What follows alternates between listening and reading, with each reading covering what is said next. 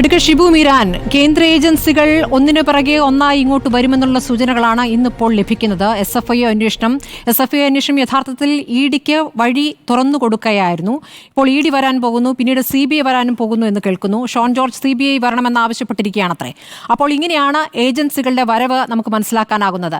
നിങ്ങളായാലും ഇടതുപക്ഷമായാലും ഒരു കാര്യത്തിൽ യോജിക്കുന്നുണ്ട്. കാരണം സ്വർണ്ണക്കടത്ത് കേസിൽ കേന്ദ്ര ഏജൻസികൾ വന്നു, അതുപോലെ ഇതിലും കേന്ദ്ര ഏജൻസികൾ വരുന്നു. പക്ഷേ അവരും നിങ്ങളും പറയുന്നതിൽ ഒരു വ്യത്യാസം, സ്വർണ്ണക്കടത്ത് കേസിലെ അന്വേഷണം എന്തായി എന്നുള്ളതാണ് അവർ ചോദിക്കുന്ന പ്രധാനപ്പെട്ട ചോദ്യം.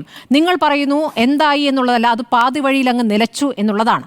നിങ്ങൾ യഥാർത്ഥത്തിൽ ഈ കേന്ദ്ര ഏജൻസികളുടെ വരവിൽ ഒരു രാഷ്ട്രീയം കാണുന്നില്ല എന്നാണോ ഷിബു മീരാൻ? തീർച്ചയായും സ്മൃതി, ഇതിൻ്റെ ഒരു പശ്ചാത്തലമുണ്ട്. നമ്മളത് പലവട്ടം ചർച്ച ചെയ്യാറുള്ളതാണ്. നമ്മുടെ രാജ്യത്ത് പ്രതിപക്ഷം ഭരിക്കുന്ന സംസ്ഥാനങ്ങളെ, പ്രതിപക്ഷ രാഷ്ട്രീയ നേതാക്കന്മാരെ കേന്ദ്ര അന്വേഷണ ഏജൻസികൾ ഉപയോഗപ്പെടുത്തി BJP വേട്ടയാടാറുണ്ട്. യഥാർത്ഥത്തിൽ ഞങ്ങൾ ഈ ചർച്ചയിൽ ഇരിക്കുന്നത് ഈ വിഷയത്തിൽ ഞങ്ങൾ നേരത്തെ പല സന്ദർഭങ്ങളും ഉണ്ടല്ലോ. കേരളത്തിലെ ഇടതുപക്ഷ ഗവൺമെന്റിന് BJPക്കെതിരായി പൊതുവായി വരുന്ന ചില വിഷയങ്ങളിൽ ഞങ്ങൾ പിന്തുണ കൊടുത്ത പൂർവാനുഭവങ്ങളുണ്ട്. അത്തരമൊരു പിന്തുണ യഥാർത്ഥത്തിൽ ഈ വിഷയത്തിലും സഖാവ് പിണറായി വിജയന് കൊടുക്കണമെന്നും കേന്ദ്ര അന്വേഷണ ഏജൻസികൾക്കെതിരായ ഈ പോരാട്ടത്തിൽ രാജ്യത്തിന്റെ പ്രതിപക്ഷം ഒരുമിച്ച് നിൽക്കണമെന്ന ആത്മാർത്ഥമായ ആഗ്രഹത്തോടു കൂടിയാണ് ഞങ്ങളിവിടെ ഇരിക്കുന്നത്. പക്ഷെ സ്മൃതിക്ക് അറിയാലോ, ഞങ്ങൾ LDFിലെ ഘടകകക്ഷികളൊന്നും അല്ല. ഞങ്ങൾക്ക് കിട്ടിയിട്ടുള്ള മാൻഡേറ്റ് പ്രതിപക്ഷത്തിരിക്കാണ്.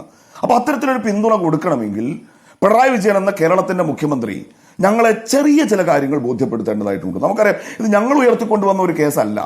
IT നടത്തിയ ഒരു റെയ്ഡ്, അതിനെ തുടർന്ന് കിട്ടിയ ചില രേഖകൾ, ആ രേഖകളുടെ അടിസ്ഥാനത്തിൽ ഒരു ഹിയറിംഗ് നടക്കുന്നു. അന്ന് മുതൽ ഇവിടെ കേൾക്കുന്ന ഒരു ചോദ്യമാണ്, ഈ വന്നിട്ടുള്ള പണം അത് അക്കൗണ്ട് വഴിയാണ് വന്നത്, നിഷേധിക്കാൻ കഴിയില്ല. അതിന് നികുതി കൊടുത്തു എന്ന അവകാശവാദം കൊണ്ട് ഇരിക്കട്ടെ, ഇതിന് കൊടുത്തിട്ടുള്ള സർവീസ് എന്താണ്, ആ സർവീസ് എന്താണെന്നൊന്ന് പറഞ്ഞു കിട്ടിയാൽ ഈ കൊടുത്ത സർവീസിന്റെ മൂല്യവും ഈ കൈപ്പറ്റിയ പണത്തിന്റെ മൂല്യവും ഒന്ന് താരതമ്യം ചെയ്ത് ഞങ്ങൾക്ക് കൂടി ബോധ്യപ്പെടാവുന്നതാണെങ്കിൽ സഖാവ് പിണറായി വിജയനും അദ്ദേഹത്തിന്റെ കുടുംബത്തിനും അചഞ്ചലമായ പിന്തുണ ഈ വിഷയത്തിൽ കൊടുക്കണമെന്ന ആത്മാർത്ഥമായ ആഗ്രഹം ഞങ്ങൾക്കുണ്ട്. പക്ഷേ ദൗർഭാഗ്യവശാൽ ഇന്നിപ്പോ പത്രസമ്മേളനം ഇപ്പോൾ കഴിഞ്ഞിട്ടേ ഉള്ളൂ. അദ്ദേഹത്തിന്റെ കയ്യിൽ വലിയൊരു ലിസ്റ്റ് ഉണ്ടായിരുന്നു. ഈ ലഹരിക്കെതിരെ നടന്ന റെയ്ഡുകളുടെ, പിടിച്ച കേസുകളുടെ ഒക്കെ വലിയ കണക്ക്. നല്ലതാണ്, അതൊക്കെ കേരളത്തിന് അറിയാൻ അവകാശമുണ്ട്. കേരളത്തിന്റെ മുഖ്യമന്ത്രി തന്നെയാണ് അതൊക്കെ പറയേണ്ടതും. ഇന്ന് വൈകിട്ട് ഒരു വാർത്താ സമ്മേളനം നടക്കുമ്പോൾ സ്വാഭാവികമായും കേരളത്തിലെ ഇവിടെ പലരും പറയുന്നത് പോലത്തെ ഈ ചൊറിയൻ മാധ്യമങ്ങളാണല്ലോ മുന്നിൽ വന്നിരിക്കുന്നത്. അവരിത് ചോദിക്കും എന്ന് സഖാവിന് അറിയാഞ്ഞിട്ടല്ലോ. അതെന്താണ് എന്ന് ഇന്നെങ്കിലും ഒരു എഴുതി തയ്യാറാക്കിയ രേഖ മൂലം അദ്ദേഹം വായിച്ചു കേൾപ്പിച്ചാൽ അവസാനത്തെ നിമിഷം വരെ ഞാൻ കണ്ടു.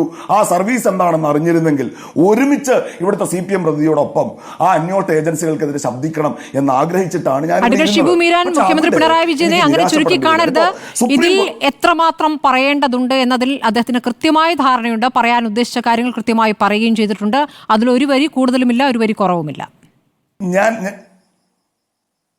ഞാൻ അതിലേക്ക് വരികയാണ്. ഇപ്പോൾ ഈ കേരള ഹൈക്കോടതി വിജിലൻസ് കേസ് വന്നപ്പോൾ കേരള ഹൈക്കോടതിയുടെ ഒരു വിധി വന്നത് പിണറായി വിജയൻ അനുകൂലമായിട്ടാണല്ലോ. അപ്പോൾ കേരള ഹൈക്കോടതി പാർഷ്യലല്ല. ഈ SFI അന്വേഷണത്തിനെതിരെ കേരള ഹൈക്കോടതിയിൽ എൻ്റെ ധാരണ ശരിയല്ല KSCDC പോയിട്ടുണ്ട്. കർണാടക ഹൈക്കോടതിയിൽ ഇവർ എക്സാലോജിക്ക് പോയിട്ടുണ്ട്. ഇന്നത്തെ ഡൽഹിയിലെ കോടതിയിലെ പെറ്റീഷണർ CMRലാണ്. ഈ പെറ്റീഷനുകളിൽ അങ്ങോട്ട് കോടതിയെ ബോധ്യപ്പെടുത്താനും മതി. ഇന്നിപ്പോൾ ഹാജരായ വക്കീൽ കപിൽ സിബലാണല്ലോ. ആ കോൺഗ്രസ്സുകാരനായ മികച്ച അഭിഭാഷകനോട് പഴയ കോൺഗ്രസ്സുകാരനോട് പറഞ്ഞാൽ അദ്ദേഹം അത് ആ കോടതിയെ ബോധ്യപ്പെടുത്തും. ഇന്നും കോടതി ഫേവറാണ്. സുബ്രഹ്മണ്യം പ്രസാദിന്റെ ജഡ്ജ് നേരത്തെ ഒരു അബ്യൂസീവ് ആക്ട് ഉണ്ടാവില്ല എന്നാൽ നിങ്ങൾ അവിടെ പോയി പറഞ്ഞോളൂ. ഇനി ഇതിലെ ചില രാഷ്ട്രീയ ചോദ്യങ്ങളുണ്ട് സ്മൃതി, ഞാൻ അതിലേക്കാണ് വരുന്നത്. ഇപ്പോൾ നമ്മൾ പറഞ്ഞാൽ ഇപ്പോൾ ഈ കേൾക്കുന്ന SFIO, രജിസ്ട്രാർ ഓഫ് കമ്പനീസ്, ഇതൊക്കെ നമ്മൾ വളരെ വിശദമായി ഇതിനെപ്പറ്റിയൊക്കെ പഠിക്കുന്നത് സമീപകാലത്താണ്. ശരിയാണ്, ഇവിടെ LDFിന്റെ പ്രതി CPM പ്രതി പറഞ്ഞ് ഞാൻ അംഗീകരിക്കുകയാണ്. ഇന്ത്യയിൽ തന്നെ ഏറ്റവും കൺവിക്ഷൻ റേറ്റ് കുറഞ്ഞ, പലപ്പോഴും ഞങ്ങൾ പറയാറുള്ളത് പോലെ പ്രതിപക്ഷ നേതാക്കൾക്കെതിരെ ഒരു കേസിന്റെ തരിമ്പ് കിട്ടിയാൽ ചാടി വീഴുന്ന ഏജൻസികളാണ് എൻഫോഴ്സ്മെന്റ് ഡയറക്ടറേറ്റും. എനിക്ക് ഒട്ടും സമയം വേണ്ട, പെട്ടെന്ന് പറയാം. ഇതിനോട് ഒരു സിമിലർ ഫാക്ട്സ് ഉള്ള ഒരു കേസ് എന്ന് പറയാവുന്ന കേസാണ് ഈ ചിദംബരത്തിന്റെ കേസ്. ഇവിടെ കരിമണൽ ഖനനമാണെങ്കിൽ അവിടെ കിട്ടിയ ഫേവർ എന്ന് പറഞ്ഞത് ഈ ഫോറിൻ ഇൻവെസ്റ്റ്മെന്റ് പ്രൊമോഷൻ ബോർഡിന്റെ ഒരു ക്ലിയറൻസ് ഈ INX മീഡിയ എന്ന് പറയുന്ന ഒരു കമ്പനിക്ക് കിട്ടി. അങ്ങനെ കിട്ടിയപ്പോൾ ആ കമ്പനി 9,96,00,000 രൂപ ISCL എന്ന് പറയുന്ന ചിദംബരത്തിന്റെ മകൻ കാർത്തി ചിദംബരത്തിന്റെ കമ്പനിക്ക് കൊടുത്തു.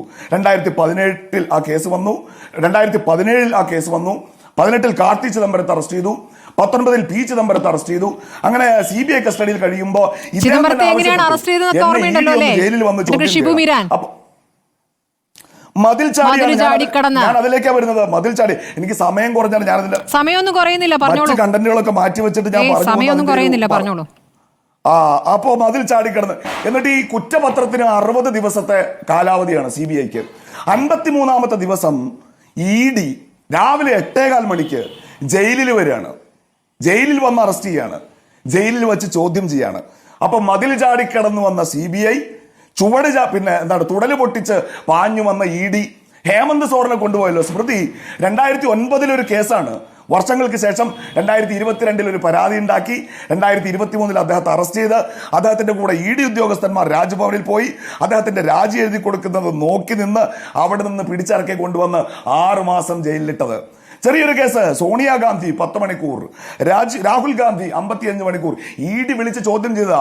ഇവിടെ CPM പ്രതി തന്നെ പറഞ്ഞല്ലോ, വളരെ വേഗമായ ആരോപണങ്ങളുടെ പേരിൽ ഒരു തെളിവുമില്ലാതെ പ്രതിപക്ഷ നേതാക്കന്മാരെ വേട്ടയാടാൻ കിട്ടുന്ന ഒരവസരവും പാഴാക്കാത്ത എൻഫോഴ്സ്മെന്റ് ഡയറക്ടറേറ്റ് അവരുടെ മരണമാസ് എൻട്രി ഈ കേസിൽ ഇതുവരെ ഉണ്ടായിട്ടില്ല. ഇവിടെ നമ്മൾ കാണുന്നത് SFIOയെയും കമ്പനി ഓഫ് രജിസ്ട്രാർ. ഈ കേസിൽ ED എവിടെ? അല്ല, ED വരുന്നാണ് പറയുന്നത്. അഡ്വക്കേറ്റ് ഷിബു മീരാൻ, ED വന്നാലേ പിന്നാലെ CBI വന്നാലേ ഇത് വേട്ടയായി നിങ്ങൾ അംഗീകരിക്കൂ എന്നാണോ? അങ്ങനെയാണോ? എന്നല്ല, എൻ്റെ ഒരു രാഷ്ട്രീയ ചോദ്യമാണ് സ്മൃതി. ഈ ബാക്കിയുള്ളിടത്തൊക്കെ കാണിക്കുന്ന അഗ്രസീവ്നെസ് ഈ കേസിൽ ഇവർക്ക് എന്തുകൊണ്ടില്ല? സ്മൃതി എന്നെ സൂചിപ്പിച്ചല്ലോ, മതിൽ ചാടിക്കേണ്ടതാണ് അറസ്റ്റ് എന്നാണ്. ഇപ്പൊ ലല്ലു പ്രസാദ് യാദവ് ഇന്ത്യയിലെ വന്ധ്യവയോധികനായ ഒരു രാഷ്ട്രീയ നേതാവാണ്. അദ്ദേഹത്തിനെതിരെയുള്ള ഒരു കേസ് അദ്ദേഹം ജാർഖണ്ഡിലെ ജയിലിലായിരുന്നു. അവിടുത്തെ കോടതി അദ്ദേഹത്തിന് ജാമ്യം കൊടുത്തു. അപ്പൊ അത് വൃക്ക മാറ്റി വെച്ച ഇപ്പോഴും ഒരുപക്ഷെ ഡൽഹിയിലെ ആശുപത്രിയിൽ ചികിത്സയിൽ കഴിയുന്ന അദ്ദേഹത്തിന്റെ ജാമ്യം റദ്ദാക്കണം എന്ന് ആവശ്യപ്പെട്ട് സുപ്രീം കോടതിയിൽ പോവാണ് ആര്? CBI. സ്മൃതി, ഈ ദുൽവാലെ ദുൽഹനിയ ലേ ജായെങ്കിൽ സിനിമയെ പറ്റി കേട്ടത്. ആ സിനിമയുടെ പ്രത്യേകത, ഈ ബോംബെയിൽ ഒരു തിയേറ്ററിൽ ആ സിനിമ എന്തോ 10-12 വർഷം കളിച്ചു എന്നാണ്. മെഗാ ഹിറ്റാണ്. അതുപോലെ മെഗാ ഹിറ്റായിട്ടൊരു കേസ് നമ്മുടെ രാജ്യത്തിന്റെ സുപ്രീം കോടതിയിൽ ഓടിക്കൊണ്ടിരിക്കുക. ഇത്ര അഗ്രസീവായ CBI, ഇത്ര അഗ്രസീവായ എൻഫോഴ്സ്മെന്റ് ഡയറക്ടറേറ്റ് ആ കേസ് വിളിച്ചാൽ അവിടെ വന്നിട്ട് പറയാ ഇന്ന് വക്കീലിന് അവധിയില്ല, അതുകൊണ്ട് അത് മാറ്റി. അങ്ങനെ 35 തവണ മാറ്റിവെച്ചൊരു കേസുണ്ട്. ഇത്ര അഗ്രസീവായ അമിത്ഷായുടെ, നരേന്ദ്രമോദിയുടെ അന്വേഷണ ഏജൻസികൾ, ഞാൻ പൂർണ്ണമായും CPM നേതാവിനോട് യോജിക്കുന്നു.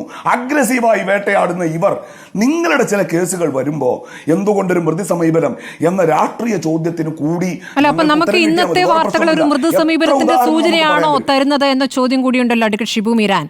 ഇപ്പോൾ ED വന്നാലേ, CBI വന്നാലേ, അതിന്മേൽ അല്പം മുന്നോട്ട് പോയി വീണ വിജയനെ ചോദ്യം ചെയ്താലേ അതിൽ ഒരു അഗ്രസീവ്നെസ് വന്നു എന്ന് നിങ്ങൾ സമ്മതിക്കുകയുള്ളൂ എന്നാണോ? ഒരു വേട്ടയായി അതിനെ അംഗീകരിക്കൂ എന്നുള്ളതാണോ?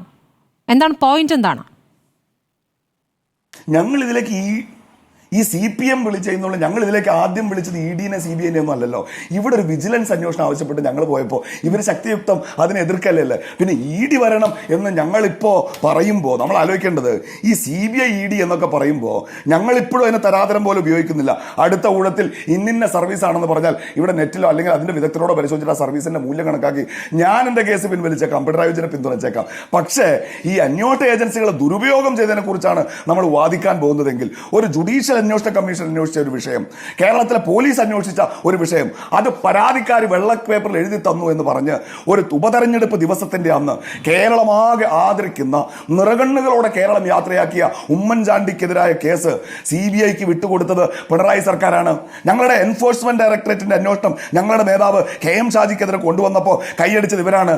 ഞാൻ നേരത്തെ പറഞ്ഞ ചിദംബരം അറസ്റ്റ് ചെയ്യപ്പെട്ടപ്പോൾ അദ്ദേഹത്തെ അഴിമതിക്കാർ എന്ന് വിളിച്ചത് ഇവരാണ്. ഞങ്ങൾക്കെതിരായ ഒരു കേസ് ഇവരുടെ കയ്യിൽ കിട്ടുമ്പോൾ ഇവര് അതിലേക്ക് കേന്ദ്ര അന്വേഷണ ഏജൻസികളെ വിളിച്ചു വരുത്തുന്നത് പോലെ ഞങ്ങൾ ആദ്യം ഓപ്റ്റ് ചെയ്ത് കേന്ദ്ര അന്വേഷണ ഏജൻസികളുടെ ഒരു അന്വേഷണമല്ല, ഞങ്ങൾ ആവശ്യപ്പെട്ടതും കോടതിയിൽ പോയതും ഇവിടുത്തെ വിജിലൻസിന്റെ നിഷ്പക്ഷമായ ഒരു അന്വേഷണമായിരുന്നു.